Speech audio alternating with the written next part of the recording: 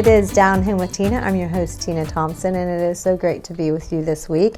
The festival is that time of year where a lot of folks is going to be in downtown Lancaster. So if you are looking to participate, which I hope you are, just to remember there are going to be a lot of folks in downtown Lancaster just going to the different events and activities that they've got going on. And I hope that if you've not had the opportunity, go down and see some of the amazing shops that we have in the city of Lancaster. And I hope that you can make it out to one of the concerts. Folks, I've got a fun show coming up. We have got some things that we are talking about with the Lancaster Citizen Police Academy Alumni Association, and then we are going to catch up with Pastor Evan Saunders with the Allen Chapel, and he's going to share with you them as the recipient of the statue that was recently revealed in downtown Lancaster. So speaking of downtown Lancaster, make sure you stop and see that as well. He'll share some of the history I love of a history of Lancaster overall, and so I hope that you do stick around, folks. It is Down Home with Tina, and I will be right back.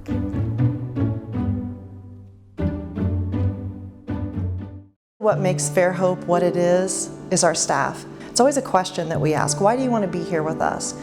And what they most always say is, you've touched my life this way. You know, you took care of this person, or I've seen what you've done and I want to do that. And so the staff that have been here know what it takes. They've been on the other side. They see what it takes to make someone comfortable, to make the family comfortable, and really what kind of support they need. And so I think that's what really makes Fairhope what it is.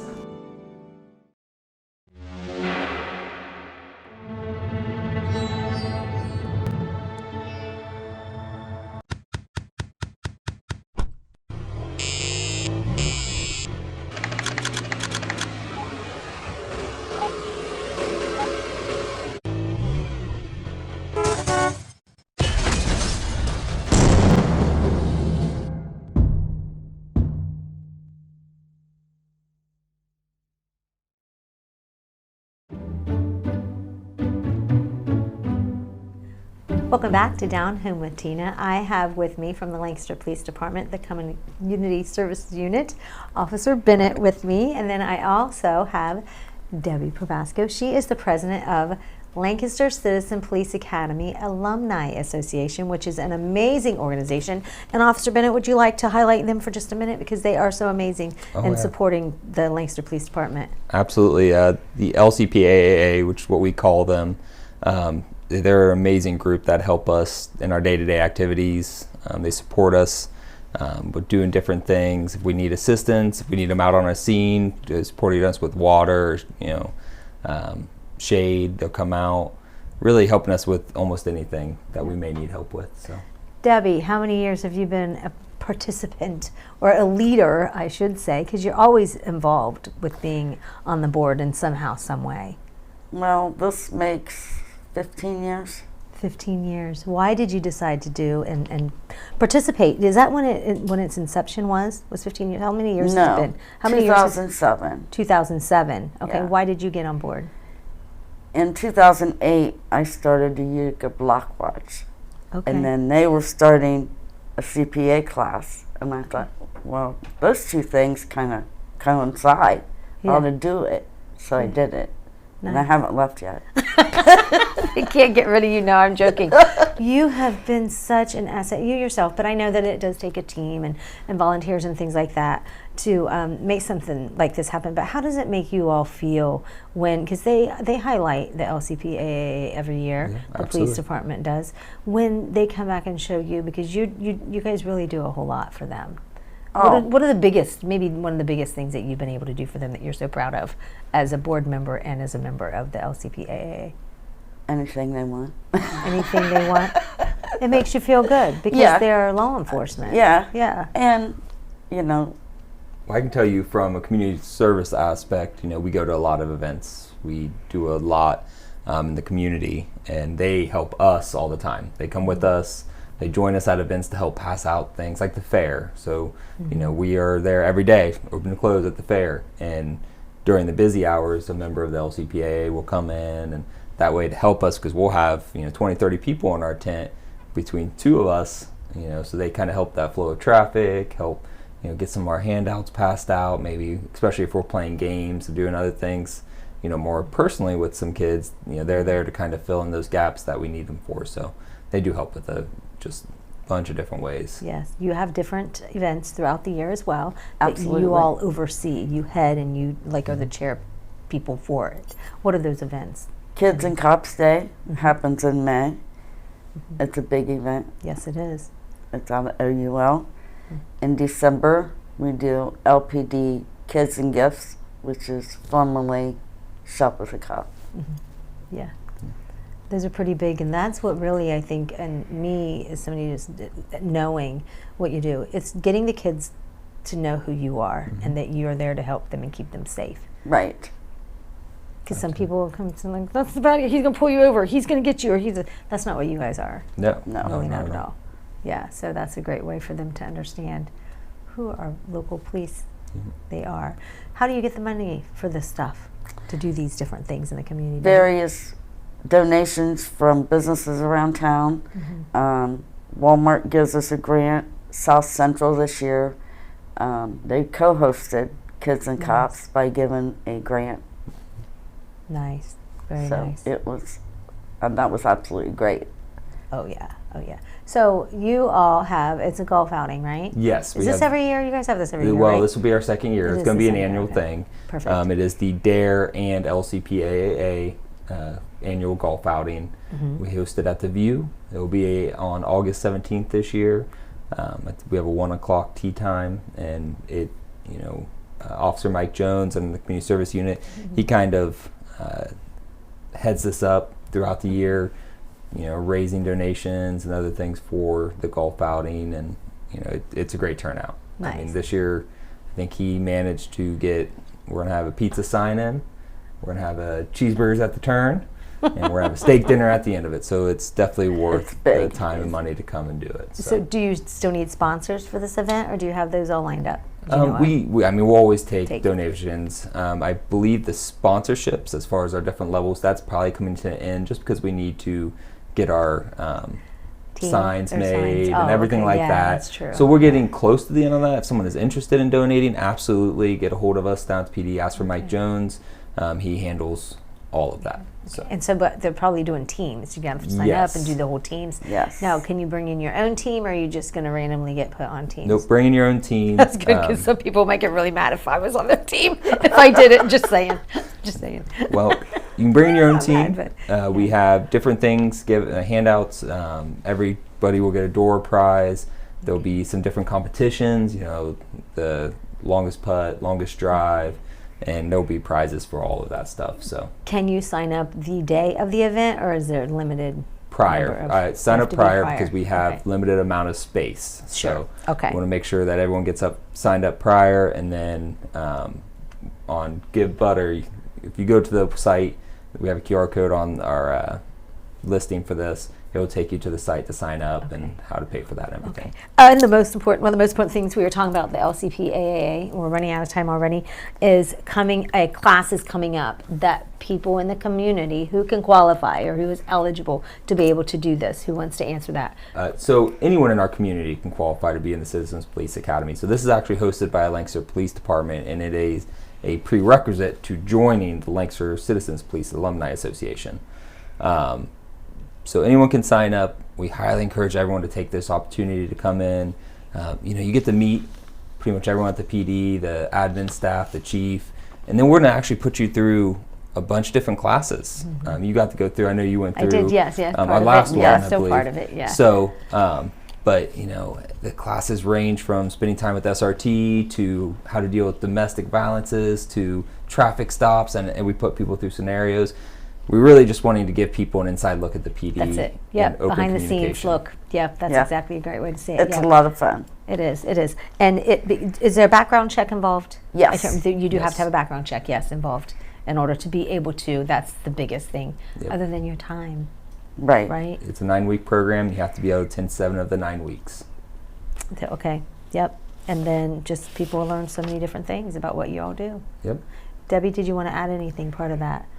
It's every Thursday? Every Thursday from 6:30 to about 9 o'clock. Starts on August the 7th and runs to October 2nd, I believe. Yes. Okay. Yep. And then it takes place in the At the Lancaster Police Department. Yeah. So, folks, if you are interested in learning more about what the LPD does in our community, you want to see that and be a part of it and be able to help others in the community to keep them safe and to support. You are considered an avid supporter of the Lancaster Police Department as an LCPAA member. Exactly. Yes. Awesome. Thank you so much, you guys, for coming. Thank Good you. luck with Thank you. everything. If you golf, get out there and golf and help out the LPD and the DARE and the LCPAA. Folks, don't go anywhere. I'll be right back. It's Down Here with Tina.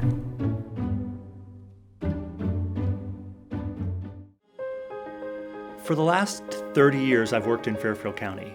The beauty of working in this county is it's small enough that you get to know people on an individual level, that you get to do the kind of work you want to do personally, but it's large enough that we have some resources and we have some ability to bring coalitions together to make some bigger changes. You have the benefits of a suburban community, and Columbus isn't too far away if you want to get that urban experience.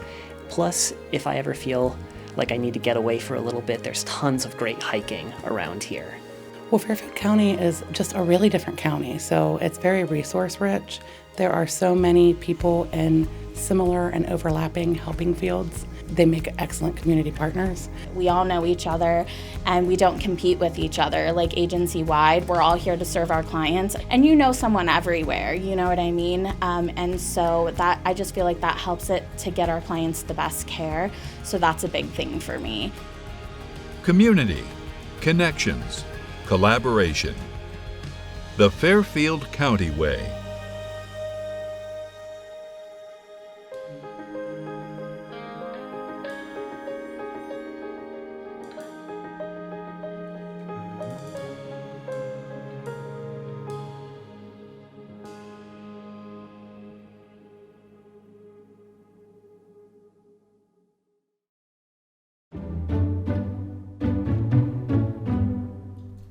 Welcome back to Down Here with Tina. I have Mr. Evan Saunders with me today. He is the pastor at the Allen Chapel, which I always love having him on because you always have so much to share. But there's a reason why. There is a new statue that was recently revealed in downtown Lancaster, and I haven't gone to see it yet. I will, of course. I'm actually today. I'm doing it today. That's not good. No, it's not, good. because I'm here to talk about it. But I did see the reveal Yeah. and online the video of it, and I know Michael Johnson had a huge part of that. Huge part. Yep. But the Allen Chapel is the reason why that has even come to even be in existence, because of the history Right. of the Allen Chapel. Yeah. I just love the story about this, and the chapel is so beautiful. You want to share a little bit about the chapel, and then we'll talk about this amazing statue. Yeah. So it's different because we are the recipient of the statue. Obviously, Scipio Smith was the first minister that was there under under AME Church, and so.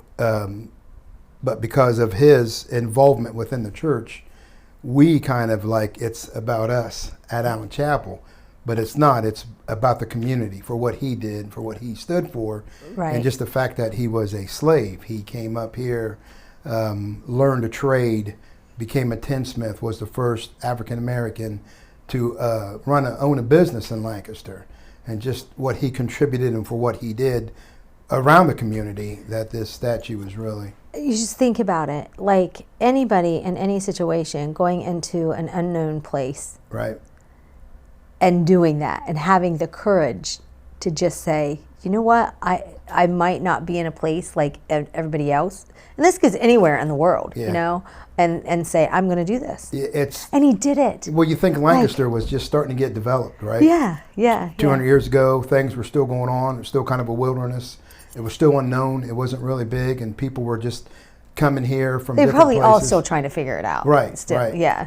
And I mean, he was a slave, so coming in from all the different, what he faced, and now to be coming here and still getting the looks and not for sure, and not being educated, really not having any money, had a leg, was missing, just a tall stature of a man, a black man at that. So I'm sure that the white people that were seeing him were like, not knowing who this is, guy coming in with this wooden leg, Just coming in through, and being a younger kid, and just from what he developed and what he's done, it's just and being willing just to just do that. right. If we could all have a little ounce of what Scipio Smith had within him, Yeah. could you imagine what this Yeah. world could be Well, like? I mean, think we what the could city was going through. Just have. I mean, it's just everything was just new.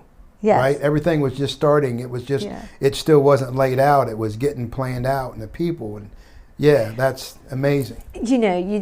For myself, I think back, and it's like to be able to right now sit down and have a conversation with somebody like in history in time like that, to just hear what it was like for them and what they would have to say. Well, it's kind of cool when they do the pictures, right? And why he did it. Yeah. Yes. They go back and they show these old pictures of these people in their clothes, and You it's just kind of like create this story in your head of what downtown, Yes. what it looks like, and the hill looks bigger, and the cars, what cars are there. Allen Chapel. Yeah. You said A&E. AME. AME. Right. Where was it located? 'Cause So it was still located there when they first built. Of course, it was. So he came in because there was really no place to worship. So there was nothing, no school, nothing there. And so he went and spoke and was able to get this land that was donated to the blacks so they could have a place to meet. The blacks that were here, of course, there was still segregation. And so they wasn't being accepted into the schools. They wasn't accepted into the churches. And if they were, it was kind of, being shunned out. Yeah. So they wanted their own place where they could go and talk and hang out and discuss their problem. I mean, they all, right? Women have a place to go, men have a place to go, kids. Yeah. It's a place for them to go and to be able to talk and relax and not have to be worried about somebody coming in and grabbing them and different things. And so it was just a different time back then. And when the church came in, that was a great place for them to go in and worship. And the story goes that he would sing, and he had a big baritone type voice. And if you can imagine, you're going down Walnut Street, so Locust Street and back around that area was all wilderness, and there were still Native Americans that were here. And it was said that when they would speak or they would sing, that they would come so far in and they would hear the gospel music or the singing, spiritual worship, and they would hear his wooden leg just bouncing on that floor, and it was echoing, throughout that area. Oh, wow. So, I mean, if you can imagine that coming in, that was kind of neat that, that it wasn't all the synthesizers and, all these grand things that we have, electric guitars. I mean, these were just people singing, just the voices. Floors. Right, yeah. And it's just going out, and nothing was blocking it. The trees were only so high back then. And so, I mean, that was a big thing coming in. Well, when the church joined the union of AME, it was African Methodist Episcopal Church. Okay. And so that was just a startup of those churches going around. And there's still several churches around the Ohio area, Dayton, Xenia area. There's a few down there. And so that's what they had joined in. And so that's where that had that name had came in. But then later on, there was a break off, separation of the churches, and we became non-denominational, which is what we are now. Yes. And we named it Allen. It's named Allen Chapel Church. Yeah, right. and it's just it looks looking so nice and pretty. Yeah. And again, it goes back to the city. That's this whole statue. We get to receive. They think it's the gift for us, but it's the gift for the city.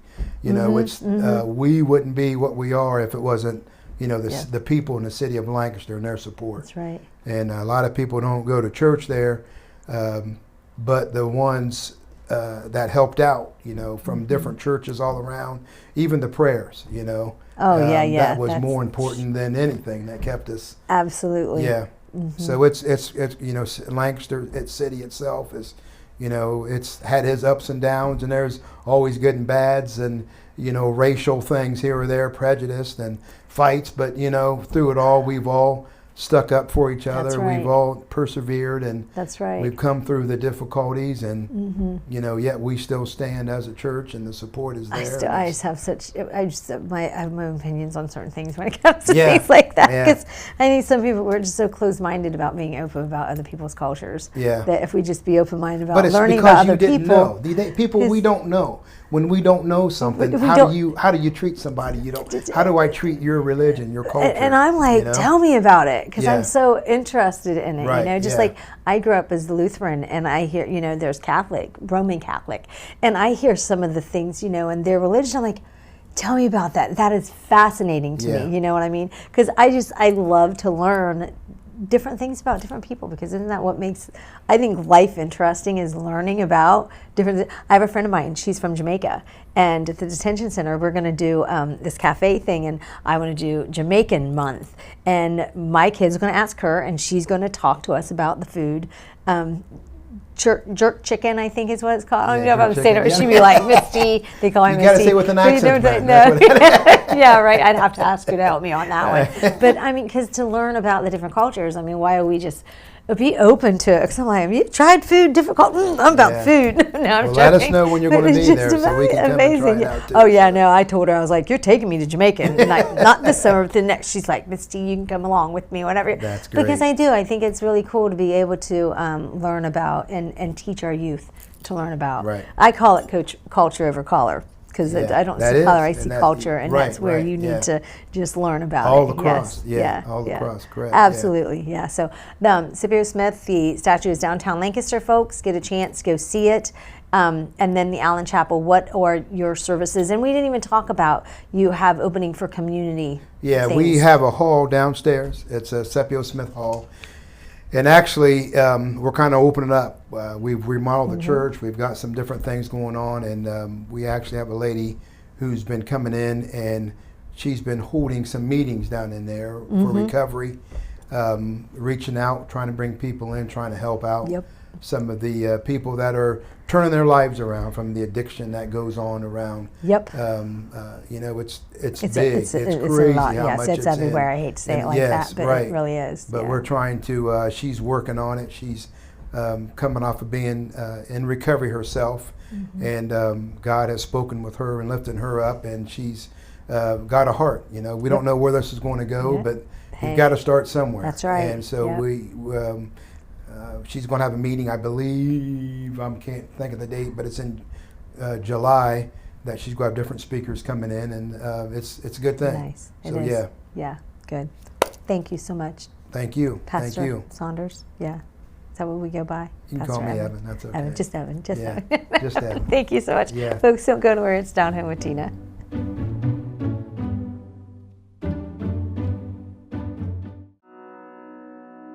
The Frankie Smith Funeral Home and Crematory in Lancaster and the Johnson Smith Funeral Home in Baltimore have a long and wonderful history of serving our community.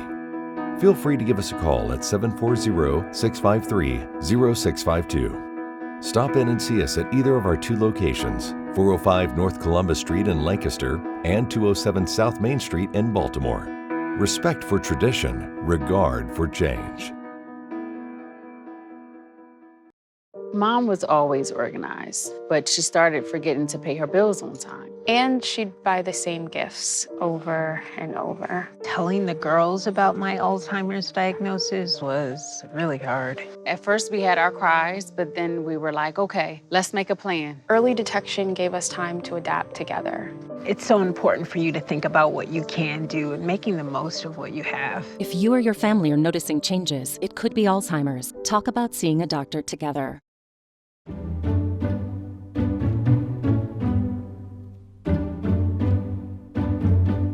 Welcome back to Down Home with Tina. I am visiting a friend of mine, Anthony Thompson. You may go through the downtown area here in Lancaster and see on his window, what does it say on the window, Anthony? Last Leg Artist. That's right. So it's not a secret. People know where he lives. And also, what else do you see if you happen to peek in his house? Some people don't feel comfortable doing that, but if they do, what are they going to see? Most people think this is an art studio, not my apartment. Do they ever knock on the door and cut out the they'll windows? stop and look through the windows. But I never shut my blinds. They're like, you should probably get blinds. I'm like, I do have blinds, but I just never shut them. And why? Why don't you show your lights? Because I like to showcase my art. Yeah, and I don't blame you. How many years have you been doing art? Since, well, all my life, but seriously since 2009. 2009. Why did you begin to do art?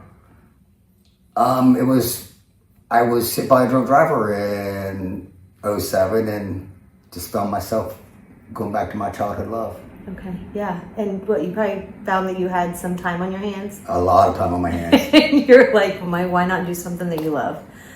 For sure. I think at first it just started not working. I always worked with my hands before and not having that way of getting that creative release out. Mm-hmm. So just started with drawing on a drawing board. And now you get And it all took off from there. What has it done for you so far and throughout the years when you started to seriously do art?